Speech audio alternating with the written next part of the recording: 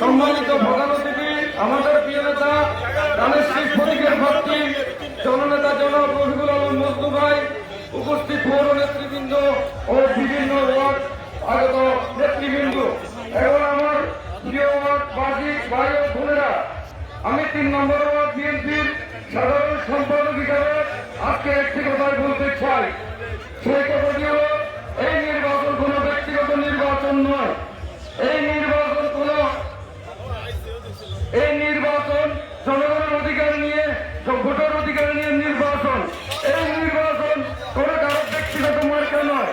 এই নির্বাচন বেগম খালেদা জিয়ার ধানের শীষ মার্কা।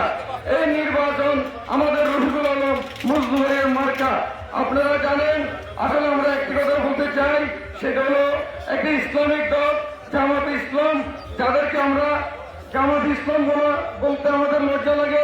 এরা আসলে জামাত ইসলাম না, এরা হলো নূর ইসলাম।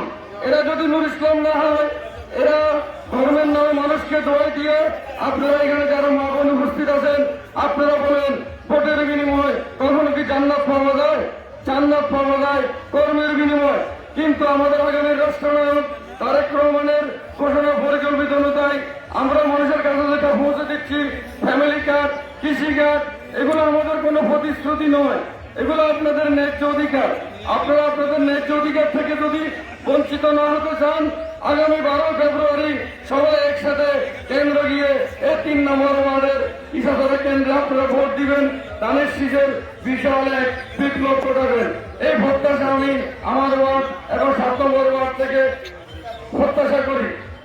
তার পাশাপাশি আমরা এটুকু বলতে চাই, কিছু দুষ্কৃতিকারী সংগঠন যারা আমাদের আগামী রাষ্ট্রনায়ক তারেক রহমানকে নিয়ে কথা বলে, আপনাদেরকে স্পষ্ট একটা কথা বলি, আমাদের তারেক রহমান ভদ্র হতে পারে, আমাদের তারেক রহমান শুনতে পারে, কিন্তু আমরা কর্মীরা এগুলা শুনে কখনো সহ্য করব না, যাতে আমাদের ধৈর্যের বাঁধ ভেঙে যায়।